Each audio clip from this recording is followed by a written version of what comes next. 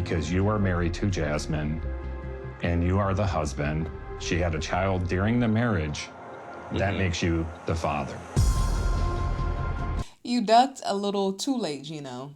A little too late. I believe he should be filing for divorce in Michigan yesterday. While news that Jasmine reportedly filed for divorce from Gino in Florida and reports that Gino filed in Michigan are making headlines this week, the war is on. On Happily Ever After, we're watching the process play out months ago. Until the baby turns 18 or graduates from high school, we're talking hundreds of thousands of dollars that you'll be paying in child support. What the hell? This episode, Gino learns that if he doesn't take action and file for divorce, Jasmine could legally seek child support from him, even though the baby is Matt's. But Gino, who we know does not play about his money, is in revenge mode 2.0. Jasmine has like a demon or devil inside of her. So exorcism for dummies, that's what we're doing here? Telling the lawyer that he doesn't want to file for divorce yet. Why? He says if he does, Jasmine will be able to get her 10-year green card.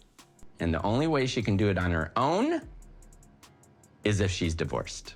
I wish Gino would have researched opening a marriage just as much as he's researched how to get Jasmine deported. Maybe that would have saved him some shock and heartache. I want her to be held accountable for the betrayal she did to me, okay? That's super important to me. We've all been there before, when you're so hurt that you rather win than heal. Or when you're not ready to forgive because it seemingly lets the other person off the hook, but it also keeps you on it. She's up my life. And while Gino is convinced that Jasmine ruined his life, a new one begins.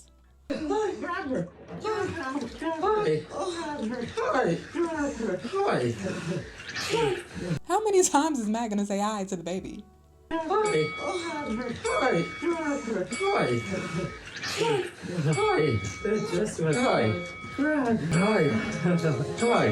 Seven times. Oh, that moment was so precious. I'm not gonna lie, I got teary-eyed.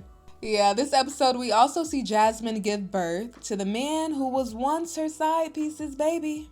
I love you. I love you, honey. Whew, I'm sure a lot of people are gonna think twice about opening their marriages after all of this. This puts the Learning Channel back in TLC. It's so much to talk about. Let's get into it. It's Malicia. Hey 90 Day Fans fam, it's Malicia. I hope you're doing well. To those of you who submitted questions from Mel's perspective, I just want to give you an update. Your questions were so thoughtful that I want to give each one its time and its space. So for the most part, I'll be answering them one by one. You can expect the first video out soon. Thank you for your patience and I hope it helps. He's never gonna change. Never gonna happen. Before we talk about Gino and Jasmine, a few other must-see moments. Darcey receives some heartbreaking news from Georgie this episode. And before he even tells her what's been on his mind, we see her get to the point where she's so exhausted that in the middle of her grief, she seemingly comes to a place of acceptance. That this relationship is never going to be the relationship she wants it to be. Oh, that's a hard one. It hurts. It's like a shield. Stay away! Okay, I'm not following that part.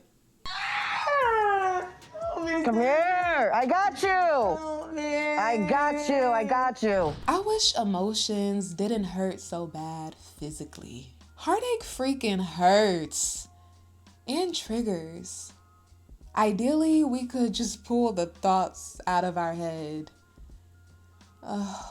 They can be so uncomfortable. But unfortunately, or fortunately, the only way out is through. Stay away! Come here! I got you! By the way, Darcey and Stacey have the most interesting breakdowns. Maybe it's their twin thing. I remember on The Last Resort, Stacy had one. And Florian was like, what? What is happening? I want to be free. I want to be free. What the hell's wrong? I was wondering, where are her tears? But hey, we all feel and process in different ways. Theirs is unique, for sure. I'm glad they have each other. Fast forward, Darcey meets up with Georgie after not seeing him for hours because he got another hotel room. And she comes in her armor. Okay, all white. I don't know if Georgie is looking away because he thinks she looks so good and he's about to give her bad news, or if he thinks she's being extra. This is feeling like a music video. Extra, extra. Fast forward, Georgie tells Darcey he got his own room last night because he needed to figure out how he really feels about their marriage. And especially after Bulgaria. Okay, the camera person is wrong for these close-ups. They do it a few times. That's why I want to talk with you. Try to explain my feelings, how I feel. Georgie says he's gained clarity on how he feels about Darcey. He truly cares about her and loves her. But he also shares that his trip home to Bulgaria and his sister asking him if he wants to have kids has seemingly made him realize he does. Keep thinking about this. Where do you want to go with this? The way Georgie was teary-eyed while telling Darcey this has convinced me, because I've needed some more convincing, that he does truly love Darcey. Did he also have ulterior motives for marrying her? Maybe. Maybe. But the love and care is clearly there. And now that he's revealed having his own kids does weigh on his heart, it also makes me think about why he might be so quick to get annoyed with Darcey and create distance and want space. To be with someone where you feel like you can't dream your dreams builds resentment. It can feel like you're in a cage. Next week, Darcey begs Georgie to move on. Let me move on. Let me have my peace. Stop. Just stop. Moving on to Brandon, whose dream of Julia getting pregnant came true this episode. They went on a trip abroad together, spent some time traveling in Europe, which is what Julia wanted to do before they talked any more about expanding their family. And these two came home and made a baby. When Julia showed me that test, I was literally like, the air just left my lungs. Like, greatest moment of my life. As we know, Julia resisted getting pregnant for a while. First, she feared she couldn't get pregnant because of health issues, and when she found out she could with surgery, she resisted getting surgery out of fear. So, they took an alternative route. Julia changed her diet, started doing hormones and vitamins, and most importantly, started counting her ovulation days. And now they seem so much happier as a couple. Lollipop really helped me with my nausea, and Brandon trying to give me his lollipop, but does not have a gum inside. Has something that rhymes with gum inside. That was quick. That was a good one. I don't like the picture put in my head, but that was a good one. Now, the only problem is that Julia refuses to tell Brandon's parents that they are expecting. And when I say refuses, in the tease for next week's episode, she says it's been 5 months. You should tell Betty right now. Thank you, right? Let her know, because eventually it's going to come out and she's going to know this timeline. She's extremely concerned that Brandon's mom, Mrs. Betty, is going to start to try to control her. And I'm getting the gist that she might have a fear that Betty is going to come in and take this thing that she feels good about right now and turn it into something that feels bad. She's trying to protect her peace for as long as possible. But it's ironic because she's avoiding, which can also take away our peace, because what we have to do looms in the back of our heads. Julia and Brandon haven't spoken to Brandon's parents since they told them Brandon quit his job so they can spend time traveling, something his parents were furious about. not understanding that Brandon made the sacrifice to try to save his marriage. And clearly the sacrifice has been worth it, at least so far. Well, I know I can't wait to see Betty's reaction when she learns she's gonna be her grandmother though. I can't wait. We will see if we get the happy dance or something else. I wonder how much the baby is gonna look like Brandon, who looks like Betty. And those genes are strong. Jasmine has like a demon or devil inside of her. This is gonna be ugly. All right, on to Gino, who meets up with his lawyer, who helps him with the divorce from his first wife, which was amicable. He figures the first step in helping him find closure with Jasmine is to see his options when it comes to divorcing her. It's about damn time, too. Gino gives the lawyer the rundown on his situation with Jasmine, saying it was her idea to open the marriage. It's very clear to me that I was used for a green card.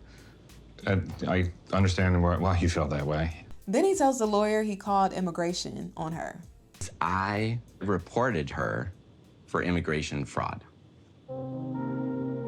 The lawyer is looking like, oh, you're bitter. And Gino is like, yes. It looks like somewhere in there he feels guilty about doing it. Why is he looking so ashamed? Gino tells the camera he's not giving up on the immigration fraud case because he wants Jasmine to be held accountable for her betrayal.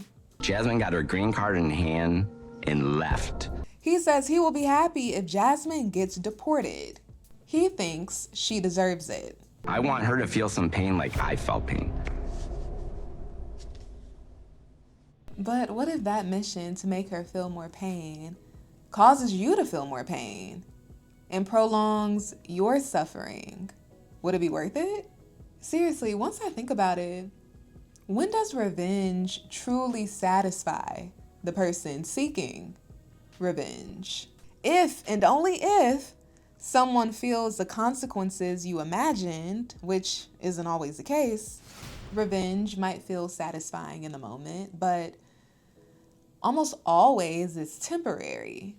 That being said, it's completely understandable why Gino is feeling the need to seek revenge and vengeance. Forgiveness is hard. Creating closure for yourself without acknowledgement and validation from the person who hurt you is hard. Extremely hard. I understand he feels betrayed, but this is the kind of anger that eats you from the inside. He's already lost his hair, and from what I've seen, typically stress attacks that first. All that to say, harboring anger can affect your health. I just hope Gino doesn't waste too much time learning that the only satisfaction that lasts is releasing the need for payback and reclaiming agency over his life. Allow life to do the balancing. Trust and believe if Jasmine is who he says she is. Jasmine has like a demon or devil inside of her. Someone who acts like she's in love, marries him, and uses him for a green card. In my opinion, she's not as happy, free, and peaceful as his mind is trying to tell him she is. If what he's saying about Jasmine is true, not saying it is or it isn't, she might already be suffering more than he realizes. She's pregnant with another guy during her 2-year probationary period on her green card, and she moved to Florida with this guy and still married to me. The way Gino tells the story, leaving out the details about him allegedly depriving Jasmine of sex, love, and affection, what actually led to the open marriage, makes it look like a green card was definitely Jasmine's main agenda. I personally don't know if the law would care about his lack of intimacy, but that baby in the marriage, that's physical evidence. When you zoom out and look at the bigger picture, she came on a K-1 visa, asked for an open marriage, allegedly left her husband after getting her green card, and moved to another state. It looks bad for Jasmine, and it looks like Gino was used. But I've been around these two. I've experienced the both of them together firsthand, Not for long, but long enough to get the gist on if they seem genuine. And they did. Yeah, Jasmine could be a phenomenal actress. They both could be. I take that back. Not Gino. I don't know if he has it in him. But Jasmine, yeah, for some time, she convinced me that she was interested in more with Gino than just a green card. And I still want to believe that because I want to continue to build my faith in humanity. But honestly, I don't know. Their situation is so wild. It makes me feel like anything is possible. And not in a good way. You're presumed to be the father. Are you kidding? No, I'm not, unfortunately for you. That's crazy. Fast forward, Gino gets the shock of a lifetime when he learned he's presumed to be the father of Jasmine and Matt's baby. And not only that, but he'll have a financial obligation to the child. I mean, come on. This is ridiculous. It's the law. He can't change it, Gino. The lawyer tells Gino Jasmine could even request child support from him. So he needs to get the divorce going so he doesn't risk losing hundreds of thousands of dollars. That's when Gino starts to detail his revenge plan. Better yet, let's call it his strategy. He says he wants to wait until the stock market goes down, typical Gino, to file for divorce because he has a lot of investments and he wants the divorce to have the least financial impact on him. Because when you're married, you share assets 50-50. So to me, in basic terms, it sounds like Gino is doing everything he can to make sure Jasmine gets as little of his money as possible.